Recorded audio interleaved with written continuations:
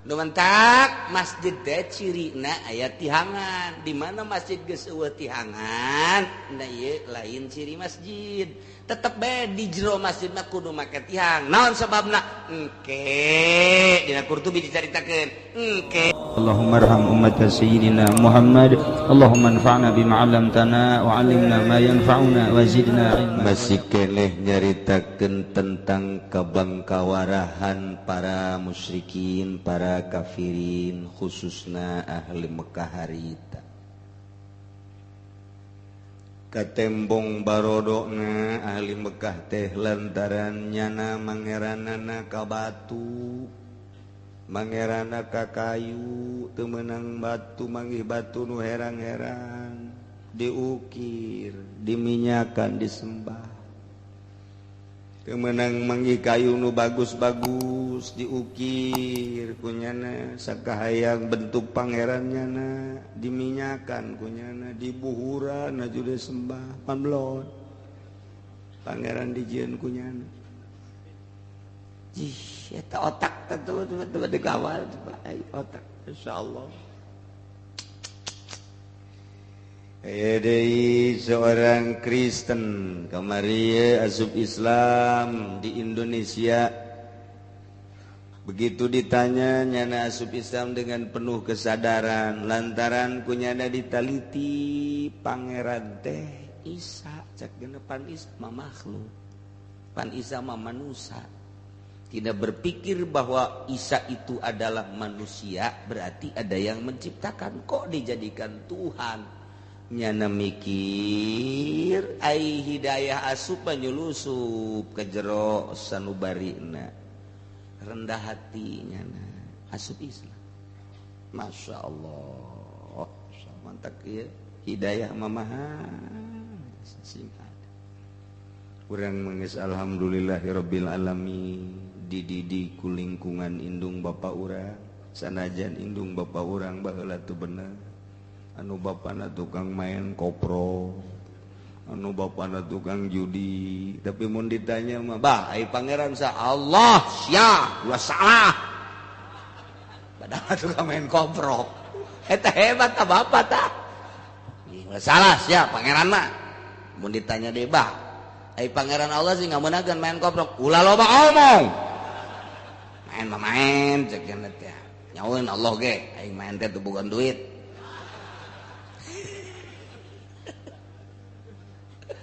Nu mabok, papana mabok, wah budak luar biasa. Keur ngabudak, bolotot matana, tanya ku anakna, bah, pangeran sa, Allah tolong. Keur mabok, Allah keneh bae. Eta kan hebat berarti. Urang teh dididik ta ku lingkungan, mentak sing ade lingkungan eta.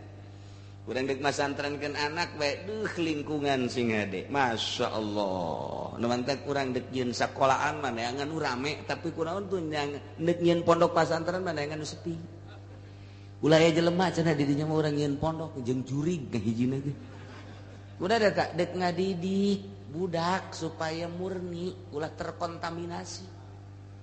Jeung urang mantak ge jelema carang nu nyieun pondok pasantren. Dia cuma nyieun pondok di itu, embung lah, kunaon rame teuing, embung. Embungeun budak santri. Coba di situ, embung rame teuing. Coba tuh di situ tuh. Wah, ieu mah cenah ieu duku tangkal kayu gede jauh ka dieu tuh tadi dinya tah. Emang nyana mah resepna jeung kuntilanak. Coba ge nyen sakolahan. Ditanya sakola duduk di mana aya murid eta cenah lembur rame. Beda tuh. Neuk ngabangun bae beda. Mun neuk nyieun pondok pasantren neangan sepi, teu sieunun eueuh murid teu sieunun. Jangan teu maksud boga murid. Nu dijelaskeun mah nya mah maksudna ibadah ka Gusti Allah supaya tentrem. Tah mah murid deuk aya deuk eueuh. Cenah eueuh muridna. Iya tuh jin mah loba aja nu nuturkeun. Geus cukup boga murid jin bae gitu. Iya tuh pondok pasantren mah kos kitu teh eueuh bae nu neangan pi pondok pasantren salapeun nu rame moal aya. Tapi ada nyen yayasan kudu di nu rame. Berarti geus lain deui tah. Awal berangkat teh geus lain deui. Komo deuk nyen sakolahan rame di dieu cenah ieu mun dijieun sakolahan mah mantep jasa bab rame ieu. Di dieu teh per kapita sabarata di dieu teh sungsuhunan geus dihitung bae. Ai pondok pasantren we ditilok ngitung sungsuhunan. Boro nyieun jeung modelna eueuh anak pejabat nu mondok. Eueuh kadenge anak camat mondok masantren eueuh. Eueuh. Cuma cenah eta aya cenah di pasantren lain pasantren tah sakola ngan gosob ngaran. Ngagosob nya nama ke ngaran pasantren. Wah, pasantren salap anak boro-boro anak camat, anak lurah ge malah. Cenah anak bupati masantren teu ceuli. Lamun lain bupatina korupsi aju ngandang mah. Aju anak nama santren we sia ulah nuntun bapa lah. Bapa ge geus kos kieu mondok bae sia ka ditu. Teu paeh da kirup jeung kiai ka ditu. Aya ge kos kieu. Oh, kadang anak bupati masantren. Tapi dek calon bupati mah jangan ngadegetan kiai. Dek calon bupati kiai dibawa ditang ngomong tarling dan lain sebagainya tek-tek bengek. Hayu, kiai teh ditang ngomong hayu geus beres bae jana geus jadi bupati, kiai nyungsep. Si ada kiai sia mesti nyungsep. Enggak ngabejan bae ka sia. Nyungsep sia ka jadi buku lagi. Nu geus ge nyungsep. Cenah aing mah moal tibalik sia paling ge moal nyungsep. Ih, ulah sagana sebab atuh jana mah ka urang teh lain deuk ngaji. Urang teh deuk pake kokosen. Koset geus bobolokot los tapi ceun habek kos kitu ieu. Teh kiai teh lamun daek ngahayu-hayu calon bupati kiai kokosen. Kiai bebedak lawang tah kos kitu mah. Aing ngomong gitu teh sia arulah atuh ieu aing batur. Aduh, sia kitu kabeh mah geus. Nu geus cara rungsep. Ieu ngaji naon sih ka kiai-kiai? Hiburan lebaran. Atuh alhamdulillah cenah ya calon bupati datang Bu, alhamdulillah kabantu cenah masyaallah. Kunaon kabantuna? Tuh majikan kabeuli baju bagus, kula gitu kene. Bu samarenda loba jasa cenah. Pantung-tung mah masyarakat ge kabere tuh. Jangan ngomong tuh pan gara-gara kula ngadukung pan masyarakat kabere kan muhun jok masyarakat teh. Nuhunnya dukungnya bener hari mah didarukung bener beres jadi bupati coba telepon ka ditu datang ka diangkat tek ceuli geus dia telepon teh datang ka ditu ngunci terus nyungsep jadi kiai teh dinonaktifkan ku Gusti Allah. Santri barali masyarakat ge embungan lambung lah cenah kiai kos kitu ye kira ge jarang ngadahar duit kos kitu eta dibere kitu teh masyarakat heran padahal mah nyanana ngadahar tapi ketika diajakan ngaji tak ku kiai kos kitu embungan tolol teh masyarakat panjana disumbang dibere ke kiai haju narima menta deui malah mah ketika diajakan ngaji tak geus beres jadi bupati lah embungan tak ka kiai eta masyarakat tolol teh masyarakat kiai nu tolol. Ada lo tolol kabehan. Mungkin cek masyarakat mung aing ngaji ka si eta kunaon sarua jeung aing. Nyatuanna sarua lah embung. Mungkin nurani teh bisa dibobodo. Nurani teh bisa aing tetep cenah ngaji mah yang ke kiai nu bersih. Tolol teh coba eta. Pan tinggal kiai eta bae. Ngomong deui sapeker. Woi, budak karaji atuh. Pasti disumbang geus kiai bae ngaji jeung pemajikan arembungan dinonaktifkan. Masyaallah mantak sing hade ieu maksudna sing hade salah saeutik we jeung Allah mata eta kos kitu ya Allah ya Rabbi ya Allah ya Rabbi kadanan urang nempo seserizik tiba diperet pan jadi getih pan sok didongengkeun saya marupil kurhi diperet duit pemerintah jadi getih Tuan Syekh Abdul Qadir embungeun begitu diperet jadi getih eta pan ku ahli hakikat mah kos kitu teh jang dongeng-dongengkeun urang supaya urang teh apik atuh kadanan apik jasa mah atuh eta ulah dah kieu uci mah loba omong cek eta wes ulah ya urang kieu oh iraha meunang untung nak cek kira dagang meureun ngaji hiji si kos dagang ya untung blon sama kiai. Pokoknya tungguan non aktif sia. Lain ngadoakeun yo carita nu geus bukti ya Allah. Kapirin teh bodoh jasa persis kos kurang teh ngeunah nama ngan taina di hulu kita hurang blon teh hurang taina di hulunya mah di dieu kadeungan ku kabehan tah ieu teh musyrikin kapirin mun berbicara waduh pinter jasa tapi ketika milih pangeran nangieun nyana batu diusapan disembah pada eta otak udang ngaranna nu kos kitu di hulu teh otak eta kokotorna tah nu mantak cek Gusti Allah ya Muhammad Muhammad bejakeun ku anjeun ya Muhammadun li ahli Makkah ka ahli Makkah kafirin musyrikin ara'aitakum in atakum azabullahi bahasa ara'aita teh dua macem hiji ro'ana ro'a ru'yat deuleu berarti aya aturanan engke di alfiah wali ro'a ru'yan minali alima geus eta ku santri mah oh iya betul aya ro'a yakin ara'aita teh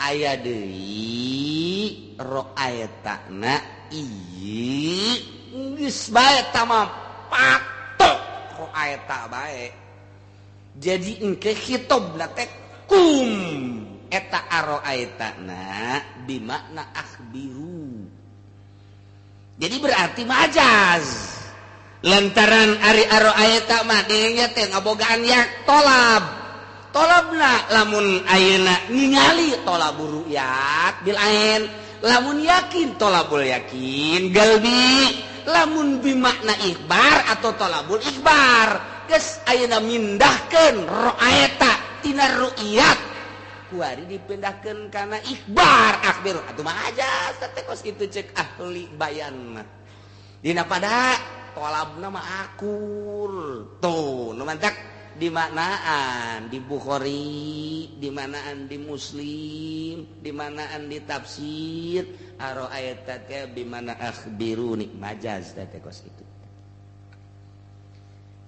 bejakeun ku anjeun Muhammad ka para ahli Mekah ara'aitakum sok akhbiruni kitu coba caritakeun ka kaula hai ahli Mekah in atakum adzabullah di mana datang ke aranjeun kabeh siksa Allah di dunia siksa Allah datang tah ieu ngadoana ka saha coba mentana ka saha ghairallahi tad'una in kuntum shadiqin apakah kasalian Allah maranehanana ieu ngadoa lamun memang manehna bener bahwa ieu patung teh ngamangpaatkeun coba tanyakeun bejakeun coba ke ahli Mekah ketika datang gempa ketika datang angin beliun ketika datang banjir ketika datang berbagai-bagai siksa ti Gusti Allah di dunia coba ta ahli Mekah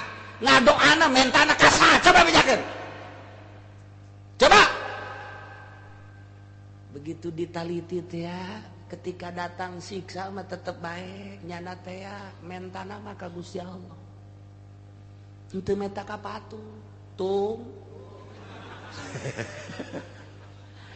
waduh keadaan darurat di tung nih banjir melanda coba kami tolong nih tung nih kenapa kamu diam saja atau pasti dia memang lu kan dapat ngebikin gua atau pasti diem tapi atuh coba tolong ya mana bisa nolong nyana kene nu ngajawab belum dah cak pikirannya ada atuh patung aja patung mah atuh ja kayu dipenta kuku mage atuh moal mentana maka ditu bae ka Gusti Allah tah Kafir Mekah teh baheula karar itu belum aing nyembah ka batu, aing nyembah ka patung, tapi ketika dibere bencana mentana ka Allah. Eta ku bloon-bloon teh urang kafir Mekah eta. Ya teu beda jeung kafir Kuari, leuwih bloon malah mah tuh. Teu nu baraheula teh ku karar itu tah. Au atatkumus saah atawa datang ka anjeunna kiamat. Encan ieu mah ieu. Andai kata terjadi engke kiamat, sanajan encan bakal jasa geus nyahoeun kafir ge. Orang Amerika geus nyahoeun Yahudi bakal aya kiamat. Numatak nyana ngomong tanggal tahun 2012 bakal terjadi kiamat. Malaka palingnya terjadi kiamat ge kiamat sugro lantaran salah satu planet bakal turun cek perhitungan manehanana. Sebab naon? Sebab aya ngadu gugus disebut galaksi. Pan baheula teh hiji planet teh hiji cek ahli palak mah urang mun ngaji palak baheula di Kiai Mansur dicaritakeun hiji planet teh. Kemudian terjadilah pemecahan planet. Disebut galaksi. Tidinya lah aya dua, muter satu ketika ngadu jadi 4, satu ketika ngadu deui jadi 9, satu ketika ngadu deui jadi 12 planet. Samsun sarom mirihuhu fatuzahali tah eta nu kuari aya Samsun aya naon kitu ngaranna Omar aya tah Zuhal dan lain sebagainya. Eta teh tina pecahan-pecahan galaksi tah jadilah kuari planet bumi. Nah, planet bumi bisa ngegedean, bisa ngeletikan. Salah satu planet cek perhitungan Amerika, iya aya anu berantem, gelut. Nah, maka pecahlah, tidinya bakal turun ke bumi, ragag, cegur. Nah, ya diperkirakan ragagna teh di Amerika. Ceknyana ya, maka kuari keur diopenan ku nyana. Ieu planet nu bakal teh geus molotot teh geus tegejep-gejep. Anu bakal ngadu geus dihitung ku nyana. Derajat teh geus dihitung. Nah ieu tahun 2000, tahun 2012 bakalna sekitar bangsa Oktoberan. Tah, dihitung ku manehna ieu bakal ngadu. Dah, bakalna ieu turunna di Amerika. Kuari keur dirobahkeun supaya turunna di Cikupa. Keur diopena bohongan aya citra cak jana eta. Dikacitrakeun we geus. Eta kurang Cikupa atuh pan dikacitrakeun ge urang Cikupa loba Ki Haji. Lah Ki Hajina ge sok kacitra ieu. Ditu ku jana keur diopena digulak-gilak. Planet teh keur digulak-gilak. Eta ngabiayaan eta ge sabaraha triliun dolar nyana eta. Supaya ulah terjadi ke Amerika. Perhitungannya ada yuk bakalna di dinya. Nyana nyaritakeun kiamat. Bisa bener, bisa henteu. Bisa bener menurut perhitungan. Bisa henteu kakawasaan Allah. Bisa henteu terjadi. Sanunya nu ieu ka luhur nu ieu ka hadap. Ih, eta teh serahkeun bae geus ka Allah. Ulah sok bingung-bingung ku urusan gaib. Eta mah ngaranna urusan gaib. Layaripul gaib ilal gaib. Oh, nyaho kanu gaib kecuali nu maha gaib. Teh atuh henteu turun ge planet paeh-paeh mah paeh. Di bulan puasa malalodar sabaraha. Jancan turun planetnya modar. Ya tuh geus bae nu penting mah urang mah andai kata terjadi paeh misalna. Nu penting mawa iman Islam aya dina ridho Allah Subhanahu batal hese teuing sih. Masyaallah. Janu teu gempa teu perang ge modar bae. Malah manu perang mah di itu liilai kalimatillah perang mah disambut paeh teh ku malaikat geus diteuneut di sorga anu di luhur kasur mah can puguh nu pejabat di luhur kasur ngos buah paehna naudzubillah min zalik anu perang mah liilai kalimatillah ceget tembak ku kafir teh cak bapakna jeung cak emakna teh alhamdulillah anakku tertembak oleh musuhmu yakni kafir. Sedangkan andai kata ditembak oleh musuh syahid caknya lebih dulu engkau masuk surga daripada aku. Ingin aku rasanya seperti kamu. Ndek kumaha coba eta. Nu matak makin mantep kayaknya bang. Cokot senjatana. Hah? Kuari mah sia kuari. Berangkat perang terus. Di orang mana jangan perang ya anak ya. Serahkan saja ke Amerika, Freeport serahkan. Itu yang ada di Garut. serahkan semua hasil bumi yang ada di NTB, udah biarinlah, biar pada kenyang yang di atas, biarin gitu Pak. Yang penting nggak perang aja. Ruh perang geus eueuhan. Komun boga yayasan anu bangsa di pemerintahan, ka perang teh meureun ka kulu. Ulah. Tinggal hiji dua nu hayang perang nu gede hutang. Perang gitu cek. Beres cek. Aya nu hayang perang nu kos kitu. Aduh, ini udah hansip. Nu jelas kabehan ruhul jihad boh kiai boh santrina di urang malesu lantaran memang pamimpinna ngaulah-ulah perang. Oh masalah di ulah-ulah perang nu penting aman, negara orang tentrem, jeung ulah dicokotan hasilna ku batu sakitu Pak. Datang ke Kuwari, Irak sengkilang geus rarang sadan, dilihat ku kasat mata apakah diserahkeun ke Amerika. Cadu kudu nyerahkeun ke Amerika mah keheulaanan ceknya. Malah berita ka urang mah tentara Amerika teh ieu dimohon ku urang Irak supaya keluar. Eueuh komusa di Irak mah malah diulah-ulah. Jangan, kenapa? Enggak ada mainan. Mainan ceknya diome Pak. Tentara teh nah eta teh kayak Amerika lantaran diantepkeun sabulan deui rarangsadan biayana emang gua di rarangsadan sabaraha pabrik nu dijual di Amerika. Ye tah neuleuh peta politik pokos kitu.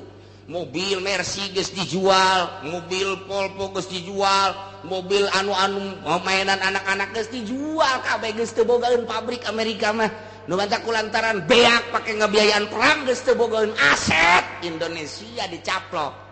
Bere aing. Mun teu dibere dilegleg sia ku aing. Ayo. Bere aing. Ngutang deui sia ha. Ka IMF teu ngutang awas ya ha. Urang nu dikakecek. Urang nu dikakecek kos gitulah Amerika mah aset teu boga hayang nyaplok perang terus. Hadang Amerika di itu perang yang ke Iraknya teh hasil kuari teh dipancing ku Syria teu jaraeun pan di masyarakat pajar deuk perang dipancing teh pemancingan ayo perang ke deui Amerika supaya terjun kunaon lieu tinggal salakah deui Amerika ujianna kekesenan teu kaharti ku urang mah woi kunaon Syria perang deui keur dipancing ayo Amerika kena turun tangan kena datang, kena asup. Ujianna sakali ngabom deui rarang sadan Amerika. Bisa parindah ka urang bule. Urang bisa kawin jeung bule.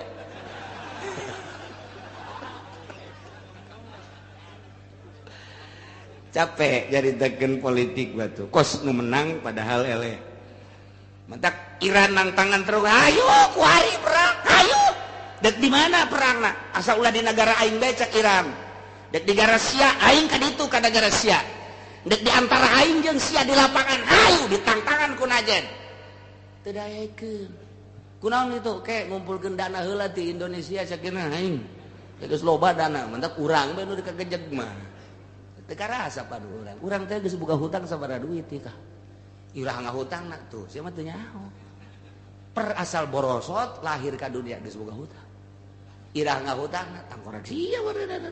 Kenyawana mantak lamun ieu disuntikeun ke bangsa aya seorang manusia nu jitu ngahudangkeun ruhul jihad bakal piperangan di Indonesia mah sebab greget memeh ka batur heula lurah heula peujir ieu horeng ieu kokonso Amerika ieu kadua camat geus kabur ti heula memeh paeh-paeh ti heula camat lah kakarek dikepung doang meleset paeh tinggal bupati ampun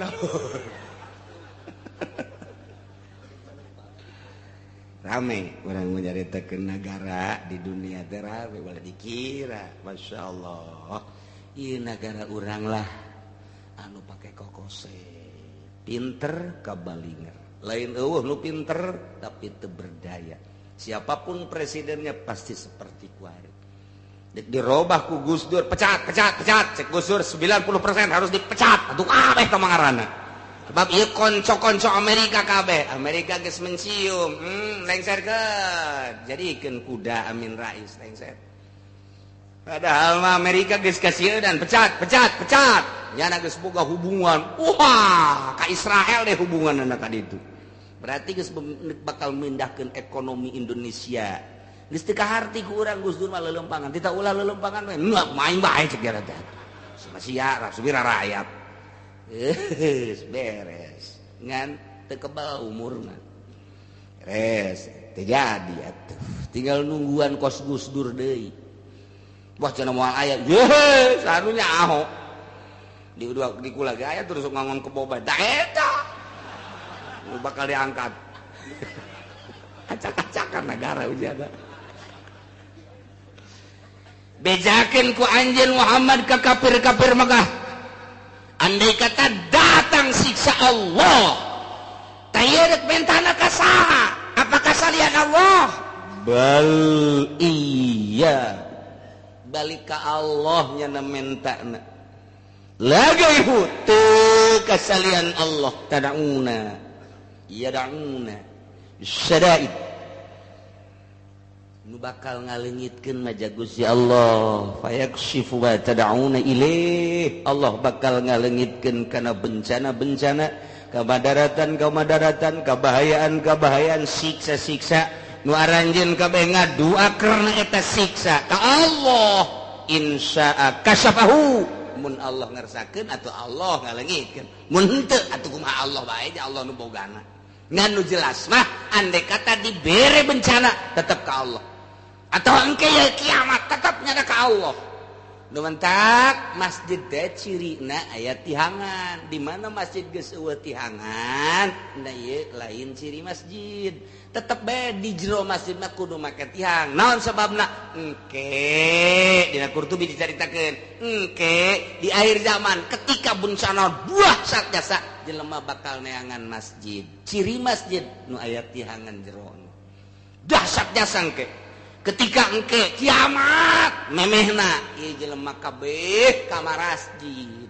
Tihangna engke bakal ditarangkeup ku jelema tihang masjid teh.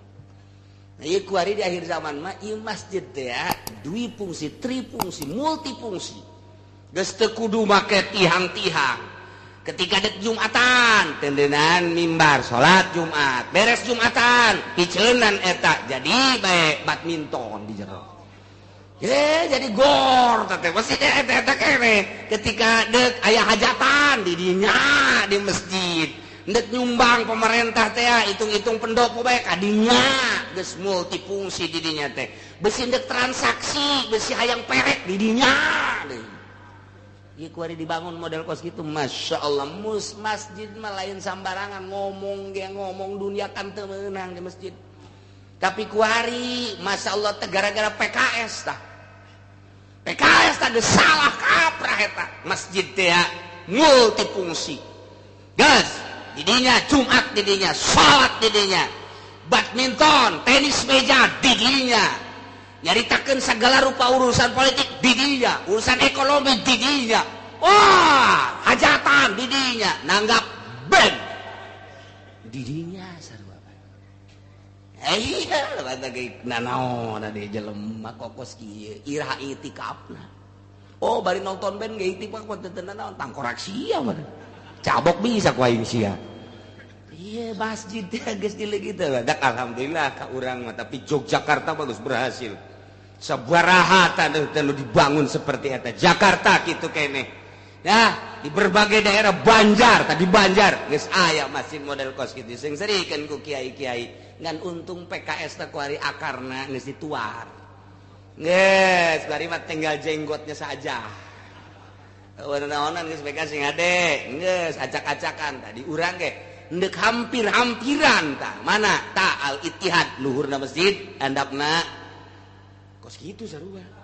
Ngan tadi luhur doang kebal-kebal mah kaluhur. Sarua bae hampir. Nah, ieu paham PKS nu kos kararitu teh.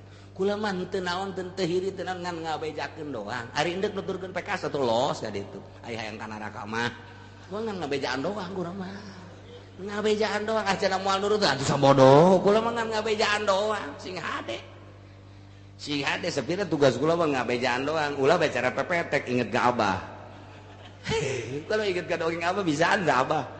pepetek teh kiaina teh kiai sing hade besi aya nu kieu cek teh woi para lauk-lauk ini teh pancing anu pendek cenah teh teger mun aya nu kitu-kitu teh jaring lumpatnya begitu dijaring pangheulana pepetek nu beunang sanda abah dongeng masyaallah nu mantek ieu kiai pepetek kajaring kabeh pilkada kajaring ku bilgub kajaring eta nu kos kitu ngaranna kiai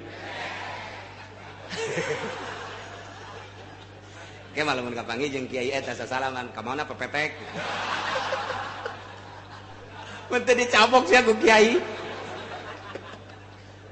ieu keur caritakeun dongeng abah kula eta inget we jeung kula dongeng-dongeng abah teh tak inget we menyentuh hati pisan jasa masyaallah tukang nasehatan pepetek pangheulana kajaring nyana atuh disenserikeun ku lauk nu sejen pancena mun aya jaring titah lumpat pan nyana kadinya nya seuri ta lauk ge seuri serikeun pepetek kiai urang beunang kajaring ta eta kos kitu teh eta teh sejuta umat pepetek teh mun kiai di urang MZ lah eta teh beunang kajaring mantak ambala ya dikoronjok pepetek nu diasin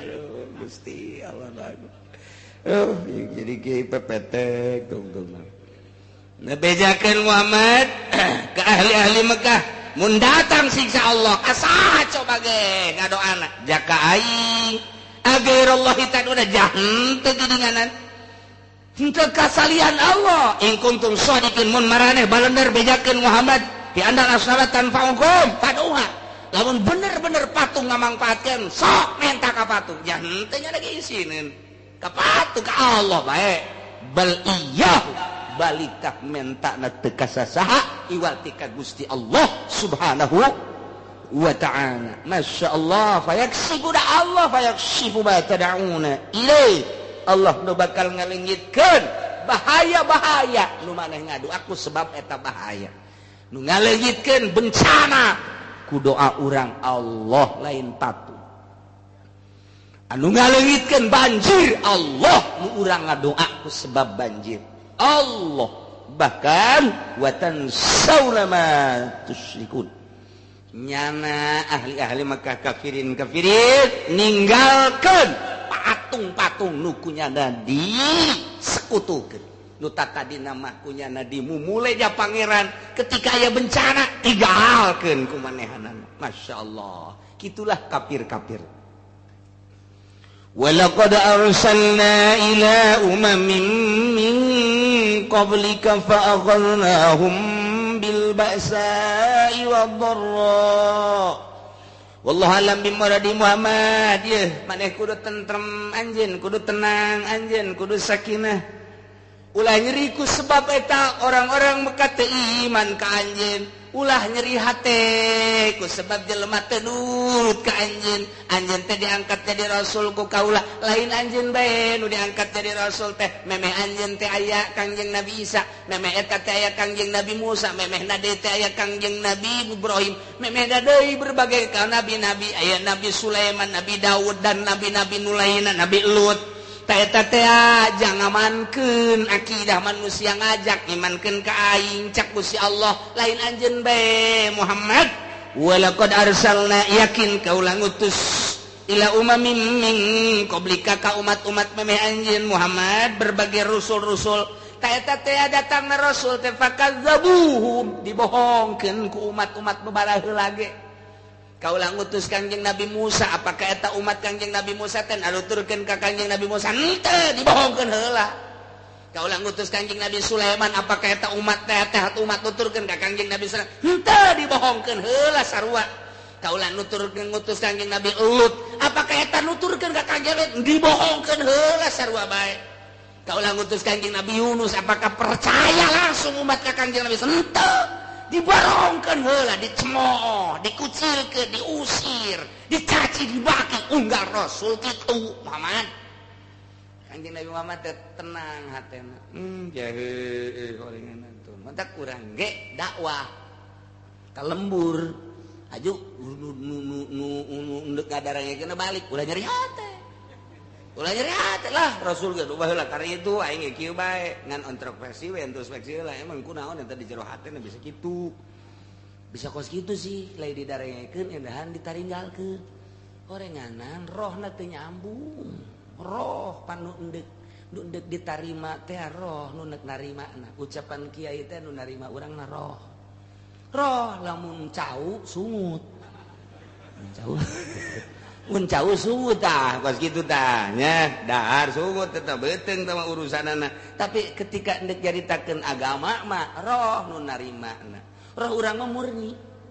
Roh urang teh murni sih hade embungeun sarua nya da ge narima. Sanajan tukang main ieu, nyana tukang main.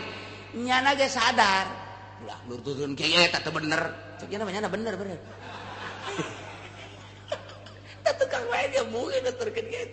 Ulah anakna ulah kadinya kalau itu baik kayak ini bener emang abah bener ulah nyari abah bener abah ge teu bener atuh nyaho kadu bener mah ngan abahna can bener jadi nyaho abah ge kadu bener mah ulah kasih eta teu bener tah lagi golkar tah mah nyahoeun tan nu mabok nu main nu judi nyahoeun ulah kadinya bener kiaina padahal nya ge bangsa mah lamun ditaliti bapak ka udah kadinya teu bener emang abah nyaho teu bener sarua jeung aing Pamsar wajah aing antri di bupati. Aing kesangan ya kesangan. Oh, jadi nyahoin berarti. Tenang Muhammad cek Gusti Allah. Kaula geus ngutus berbagai rasul memeh anjeun haju pakadzabuhum ta fa akhadnahum bil ba'sa. Ku aing cek Gusti Allah teh disiksa melalui penyiksaan anu dahsyat syiddatil faqri. Kesulitan, kesusahan, kasangsaraan. Lantaran teu nyerembah ka aing, dituduhkeun ku Rasul, teu nurut ka Rasul, teu diturunkan hujan ku aing. Keuna teu bisaeun melak pare, teu bisaeun melak nanaon, teu jaradi. Ku aing lamun geus teu diturunkan hujan, moal aya kokocoran hujan, cai ti mana-mana hese sia dahar. Geus hese tah pepelakan teh. Nah, ku aing tambah deh cuaca panas cai jangan mandi aja rasakan coba itu cak Gusti Allah bongana tuh tenar urut lamun geus kos kitu kuari di pasar harga ditaikeun sementara pendapatanana leutik teu kauji ku nya jualan ku nya jang dahar jeung jang nginum dijualan jang dahar jeung jang nginum cai eueuh pare gandrum terjadi kemudian harga di pasar melonjak luar biasa dijualan nu aya geus beak dahsyat jasa tah eta teh teguran ti aing ditambah deui wadra mak mulia ka rumah sakit kudu aya sekian juta bapak gering kudu aya sekian puluh juta ka rumah sakit anak gering kudu aya sekian juta eta ditegor ku aing cek Gusti Allah pamajikanana deui geus bisa marende ku ari kamari mah kakarak bapak doang geus marende mah bisa kene anak bisa kene marende incu bisa kene ieu pamajikan puyang kene puyang ge mah lain soal duit ieu nu dihandap teu kabaladegaan puyang eta siksa ti aing cek Gusti Allah gara-gara ngabohongkeun ka Rasul ku aing disiksa faqadahum bil basa susah pakir nah ku ari geus susah luar biasa dari aban baheula kakarak dibere 7 bulan 8 bulan pase cai diulah ku ari kakarak 3 bulan raja berwah puasa geus luar biasa nu mun dibere 7 bulan wallahu alam kumaha meureun tapi sugan manehanana tambah tadarruk ka Gusti Allah jangan teu ieu mah kejadian alam we cenah kiai. Disoekeun bisa kesungut sia ku aing. Kejadian alam malulu sia mah lain hayu ka Gusti Allah. Ieu fa akhadhahum bil basa'i wad dharra la'allahum yatadarra'un supaya DP ka Gusti Allah. Yatadallaluna supaya DP ka Gusti Allah. Di urang we boro-boro kafir ya ai keur dihijab ku Gusti Allah boro-boro kafir boro-boro keur kabehan keur sorangan bae ge ngalamun bae bapana cek kumajikan urang ngalamun bae lain ngalamun bae pendagang urang geus ambruk naon si jual batul membeli mobil membeli motor urang mau sepeda kempes ke gablag dipan ieu mun maruriang kumaha ieu mah bala locot si pamajikan atun di kumaha deui jang geus kieu lain kitu mana aing lalaki ajo deuk kumaha keur bukar pikir cek pamajikanna atuh ngaji bae sugan bae ku Allah langgeus ngaji bae aing teh baheula bisa dideketan guys bisa dideketan guys lain deh ngomong lagi ka atuh salat bae nu rapi segara duha segara tiba heula aju dua majejes bae geus kalau ngomong sia lah kada tah aya kana teh duit oh minjam ka tetangga deuk ngana tuh ka Gunung Kawi aing kakarak dibere perorangan geus ka Gunung Kawi. Cek pamajikan ulah pan eta mah engke bisa korban nyawa. Alah, nyawa. Daripada malarat mendingan hese sakarat. Kadaya geus sia. Bahasa nu ka Gunung Kawi kos kitu. Kaje teuing hese sakarat ge nu penting urang malarat. Ka sing inget. Aing ge yang inget. Kalau ngomong sia. Yes, doakeun kakak. Doakeun keneh bae. Doakeun keneh pan ka Allah pan aya doakeun mah. Doakeun kakak. Sing mulus rahayu. Ieu keur carita ka doa tah. Nu tolol wayah ngadoa mah ka Allah. Ai eta nu judi kieu kitu eleh datang ka kiai. Waalaikumsalam. Minta doana kiai ka pangeran pangdoakeun. Deuk naon tuh supaya nomor tembus. Aja kiai na daek deh tolol. Ya bagi dua pan ge mun hasil bagi dua jangan kiai saparo kula saparo. Berarti jangan ngabangun pondok. Deuk. Ngabangun pondok nang judi oplok kawe. Tapi kiai na ngadoa aja kiai hikmat pan. Kiai hikmat asal duit bae. Eta teh deuk judi ge minta doana mah ka kiai. Deuk ka Gunung Kawi ge ka pajikan doakeun kakak sing mulus rahayu. Supaya ku pangeran dibere tala lentrem bae urang geus boga makan. Tadi itu pan Gunung Kawi.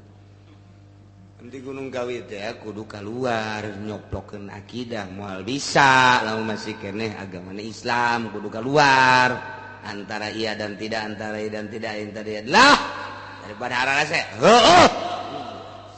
Pertama nu korban anak nu bungsunya. Agas orok keneh tah mah.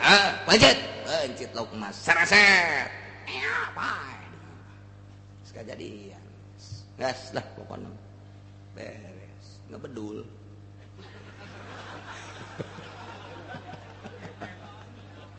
eta kos kitu dibere fakir teh loba nu teu karuat dibere miskin teh loba nu teu karuat masyaallah akidah dicoba ieu ku Allah baik perorangan maupun berjamaah kabehan.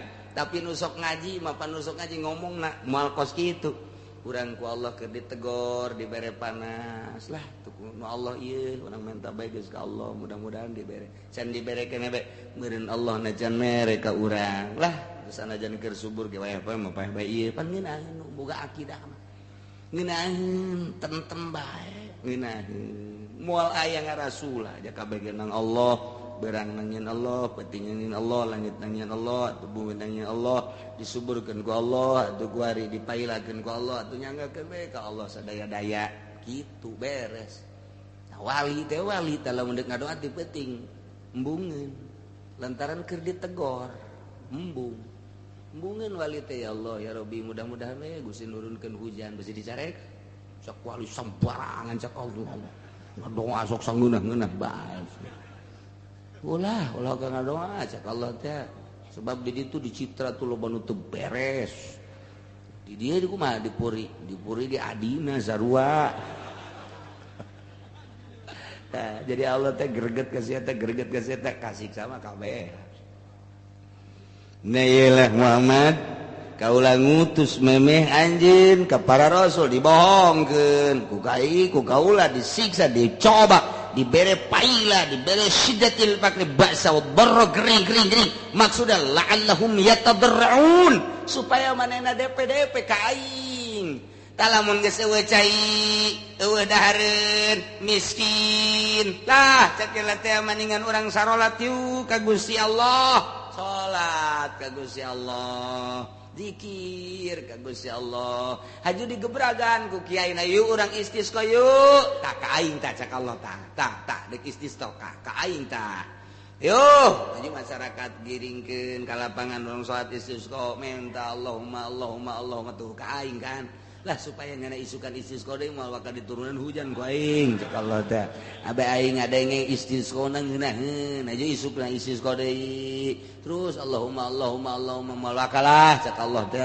geus antepkeun habak lah cak teh ngadenge Allahumma aing ngeunaheun cak nya teh dah terus istisqa deui geus 3 kali istisqa cak dia bosen aing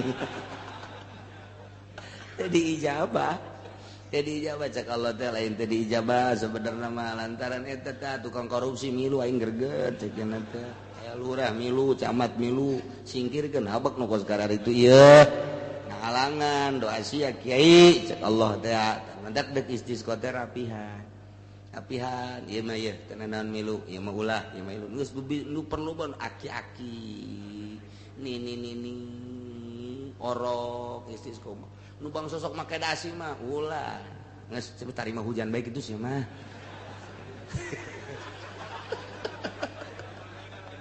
daripada kehalangan doa ya Allah ulah geus datang ka lapangan teh ini jeung aki-aki malian salat pan calanga urang asa tinggal paena doang ya aki geus bisa ditanya aki-aki eta teh pan di jero hatena mah kadoa ka Allah. Cak Gusti Allah tah aing ieu bae maningan ge doa aki-aki ieu. Turunan hujan doana kiai mah teh diijabah, doa aki-aki padahal tilok salat aki-aki. Geus ngap-ngapan panjang. Tah aya kos kitu Gusti Allah mah aya doa nini doa aki-aki doa budak mantap kebo embe. Lantar eueuh cai pan rame.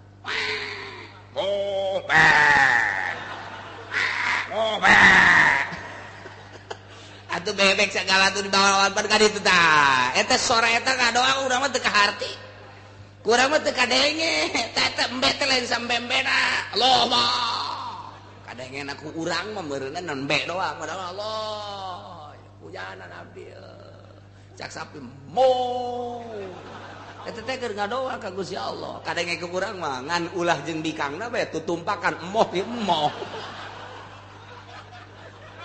aduh teh jawab paila teh nyaon anakan mah terus bae di Ethiopia bae di Ethiopia teh dahar-dahar anakan loba jasa tapi teh nyaho pokona mah kos kitu mah geus tidak tahu diri lah pokona mah geus situasi kumaha bae ge Masya Allah disiksa ku Allah Muhammad fa'akhadnahum bil basa'i wad dharra la'allahum yatadarra'un supaya ka aing teh urang dibere panas yuk coba urang babalik ka Gusti Allah seringan zikir seringan istighfar seringan salat isin urang deuk istisqa mah kurang bae geus sorangan we ka Allah Allah nyahoeun ieu kabutuh urang teh doa ngarang ketika orang itu mencetkeun sanyo teu bijil caina di kitu gentong eueuh caian urang kieu bae ya Allah ya Rabbi wajah eta doa Allah teh nyaon pan eta Allah teh atuh cek Allah sia